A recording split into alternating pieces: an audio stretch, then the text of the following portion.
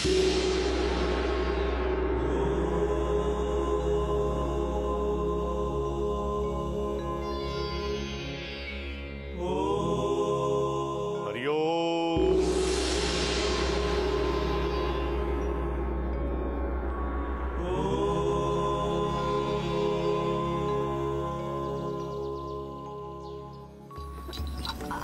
বাবা, আসুন আসুন আপনি।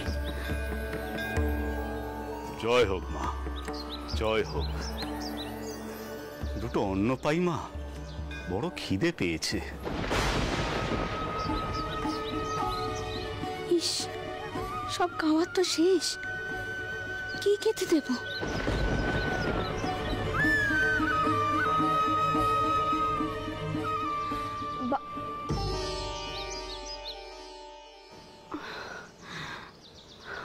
আপনি এখানে বসুন বাবা, পাত পাড়াই আছে। আসুন আপনি। চলো মা, চলো।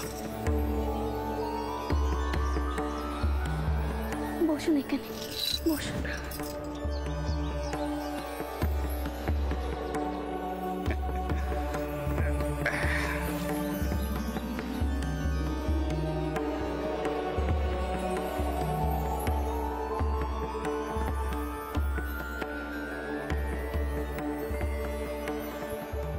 নিজের অন্নটুকুই তুলে দিচ্ছ মা?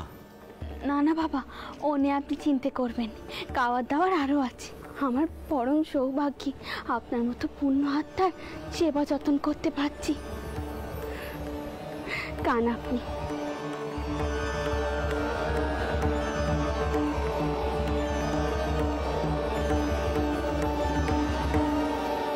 রঘুবীরকে ভোগ নিবেদন করেছো তো মা?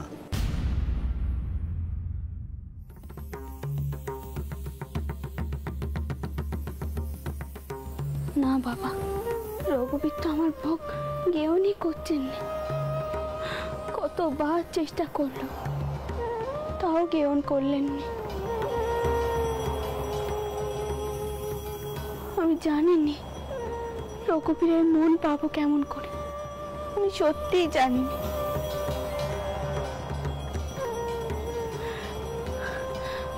আপনি আমাকে আশীর্বাদ করুন বাবা, যাতে আমি রঘুবীরকে ভোগ নিবেদন করতে পারি। আশীর্বাদ করুন।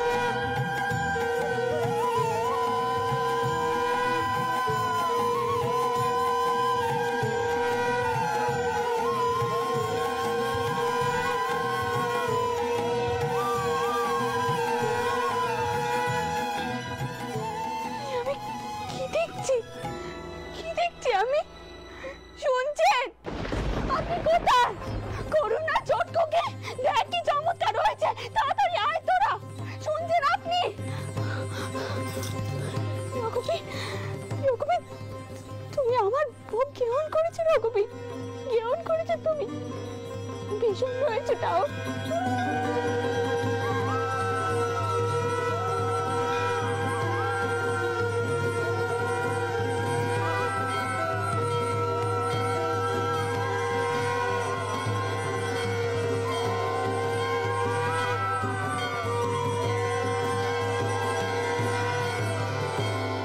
আমি বুঝেছি রঘুবীর, আমি বুঝেছি। আমি বাড়ি ফিরেই তোমার দর্শন পাবো। জয় জয় শ্রীরাম। আমি বুঝেছি। জয় রঘুবীর, জয় রঘুবীর। আমার আছো রঘুবীর তুমি, আর কেউ নেই দোসর। কৃপা করো করুণা সাগর ভক্তে কৃপা করো। কৃপা করো করুণা সাগর ভক্তে কৃপা করো। জয় জয় শ্রীরাম রঘুপতি রাজা রাম। জয় জয় শ্রীরাম রঘুপতি রাজা রাম।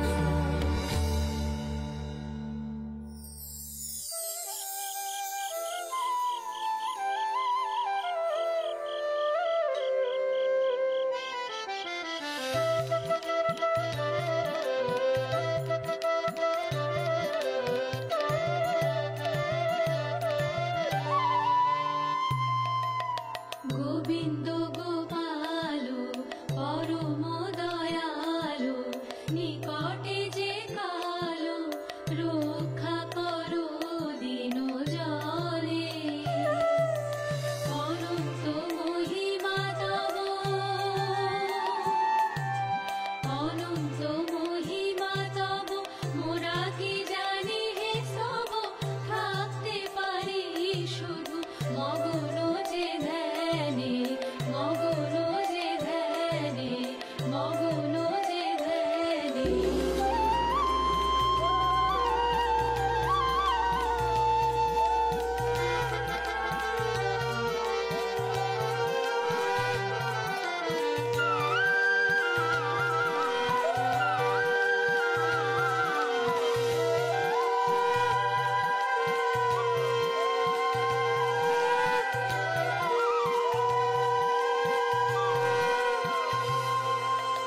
আজন্ম মলিন মতি নাহি তব পদে মতি।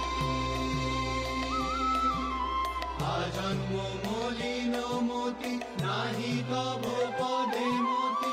দাও গতি যদুপতি নিজ গুণে। নিতান্ত কাতর হয়ে ডাকি প্রভু তোমায়। করো তুমি করো কৃপা অকিঞ্চনে। হরিনাম সুধারস মজুরে রসনা, কৃষ্ণ নাম শ্রবণে ঠাকুরে মগন। হরিনাম সুধারস মজুরে রসনা, কৃষ্ণ নাম শ্রবণে ঠাকুরে মগন। ঠাকুরে মগন, ঠাকুরে মগন। হরিনাম সুধারস মজুরে রসনা, হরিনাম সুধারস মজুরে রসনা, হরিনাম সুধারস মজুরে রসনা।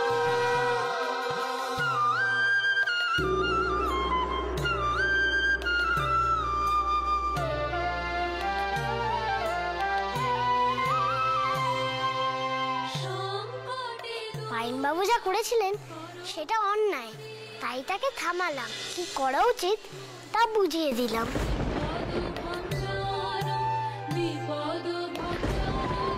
দাদাই একা একা কথা কইছিস, তুই কি কেঁপে গেলি নাকি? ওমা, একা একা কথা কইব কেন? আমি তো ওর সাথে কথা কইছি। তুমি দেখতে পাচ্ছ না, আমার সামনেই তো দাঁড়িয়ে। তো হ্যাঁ গো, তোমার নামটা নে। ওমা, কোথায় গেল? কেন চলে গেছিলে বলো দেখি? আমি তো সবার সামনে যাইনি, তাই চলে গেছিলাম। পাইন বাবু ভয়ানক একখানা স্বপ্ন দেখেছেন। সেই স্বপ্নে স্বয়ং মা কালী দেখা দিয়েছে।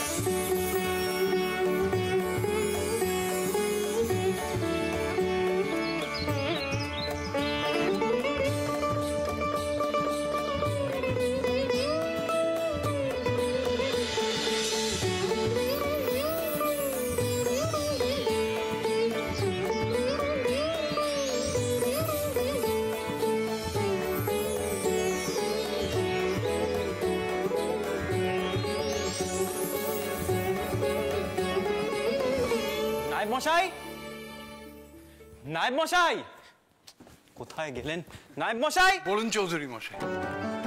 আমি যে ওদিককার কি খবর? ছোট কর্তা নৌকোয় করে ফিরছেন, আমি এদিকে সব ব্যবস্থা করে ফেলেছি। লোকজন সব পালকি নিয়ে ঘাটে গেছে ওনাদের আনতে, চিন্তার কিছু নেই। যাক, তাহলে সব ব্যবস্থা হয়ে গেছে।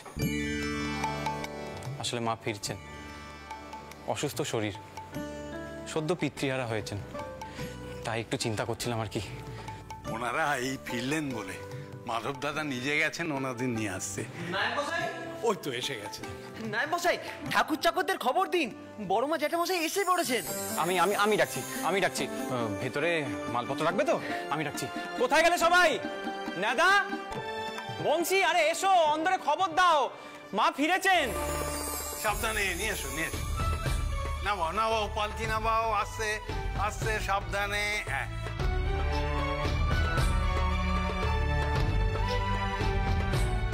রানী বেরিয়ে এসো। তোমরা সব মালপত্র নিয়ে ভেতরে চলো, এসো এসো।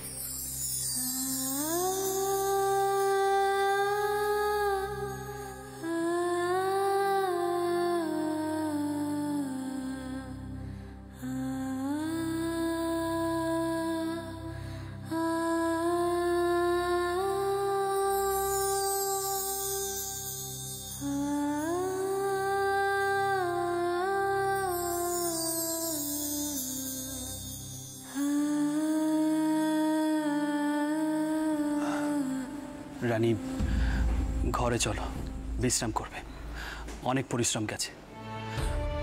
বাবা মথুর, বলছি জগদম্বা করুণার পালকি অন্দরে গেছে তো? আগে হ্যাঁ বাবা মশাই। মা, আপনি কেন এখন এখানে দাঁড়িয়ে রইলেন? অন্দরে কি বিশ্রাম নিন। মা, আপনার শরীর ঠিক আছে তো? হ্যাঁ বাবা, আমি ঠিক আছি। তোমরা তো দেখছি সব কিছু সারিয়ে ফেলেছ, তা ঠাকুর ঘর তৈরি হয়ে গেছে তো? আগে হ্যাঁ মা, কিন্তু প্রচুর খোঁড়ার পরও আমরা রঘুনাথ শিলা উদ্ধার করতে পারিনি।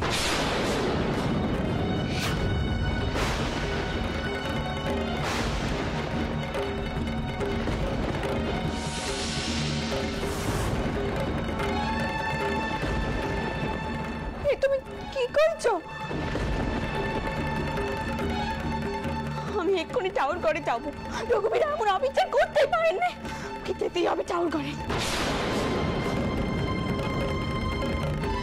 রানী, রানী, রানী কথা শোনো। রানী, রানী কথা শোনো। রানী,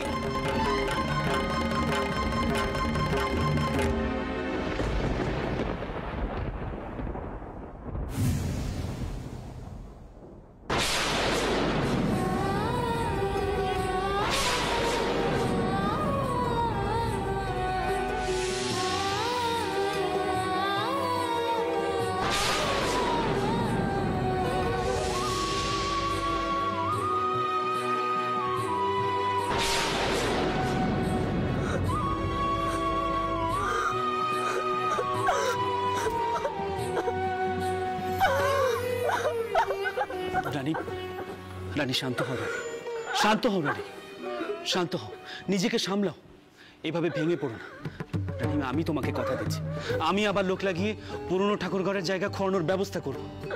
ঘরে চলো, তুমি ঘরে চলো রানী। মা মা, আমরা চতুর্দিক খুঁজেছি, কোথাও রঘুনাথ ছিল আমরা দেখতে পাইনি। সেরকম হলে আমরা সবাই আবার খুঁজবো। আপনি এখন ঘরে চলুন মা। এ হতে পারে না, এ হতে পারে না। রঘুবীর, তুমি তো জানো রঘুবীর, তুমি আমার সব, আমি তোমায় ছাড়া বাঁচবো না। তাও তুমি তো সব জানো, তাও কেন এমন ভাবে লুকিয়ে আছো রঘুবীর? আমি এত ডাকছি তাও কেন বিকশিত হচ্ছে না রঘুবীর? কেন? ছোট বৌমা, এসব কি হচ্ছে কি? বাইরের কাপড় পরে তুমি ঠাকুর ঘরে চলে এসেছো? জ্ঞান গম্ভীর সব হারিয়েছো তুমি?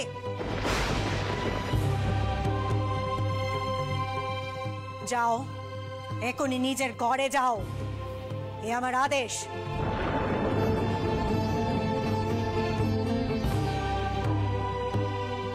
আমার আদেশ নিশ্চয়ই মানবে তুমি।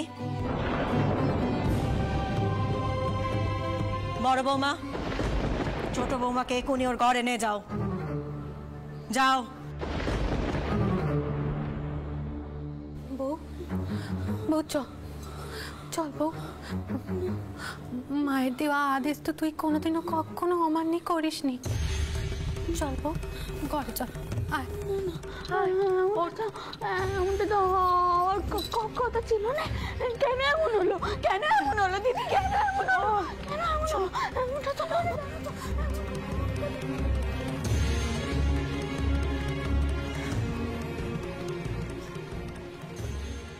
চন্দর, আমাকে একটু কড়া হতে হলো বাবা, নাহলে যে ছোট বৌমাকে সামাল দেওয়া যেত না। শোন বাবা, তুই এখনই কবরেজ মশাইকে কাপড় পাঠা, ছোট বৌমাকে এখনই ঘুম পাড়াতে হবে। ওর মনের ওপর খুব চাপ পড়েছে। এমন চলতে থাকলে মেয়েটা যে একেবারে পাগল হয়ে যাবে। না না না চন্দর, তুই এখনই কবরেজ মশাইকে কাপড় পাঠানোর ব্যবস্থা কর বাবা। আমি যাচ্ছি, আমি এখনই কবরেজ মশাইকে সঙ্গে করে নিয়ে আসছি। সেজু জামাই দাদা, আপনি থাকুন, সবে তো এলেন, আমি যাচ্ছি। না মাধব, তুমি চৌধুরী মশাই তোমরা এখানে থাকো, তোমাদের দরকার পড়তে পারে। আমি কবরেজ মশাইকে নিয়ে আসছি।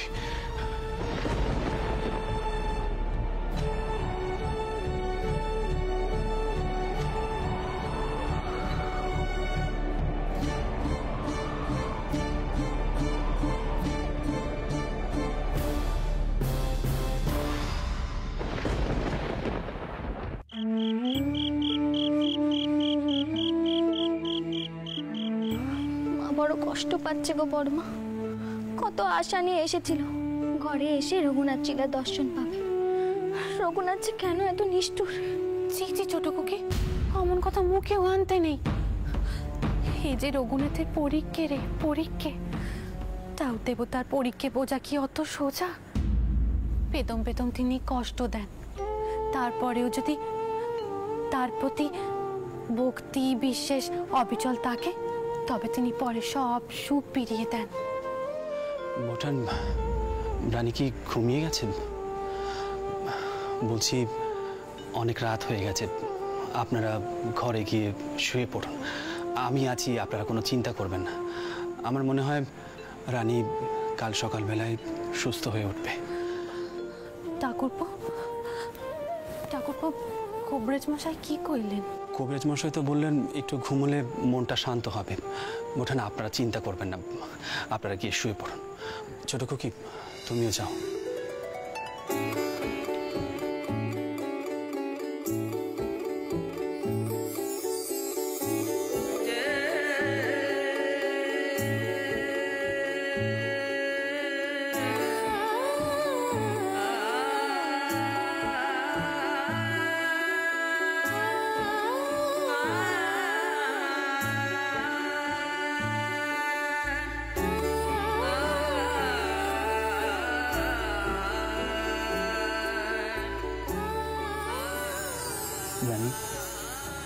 আমি তোমাকে আর কষ্ট পেতে দেব না।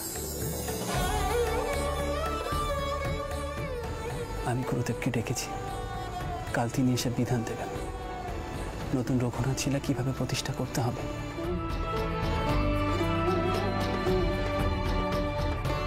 কাল সকাল অবধি তুমি একটু শান্ত হয়ে ঘুমাও।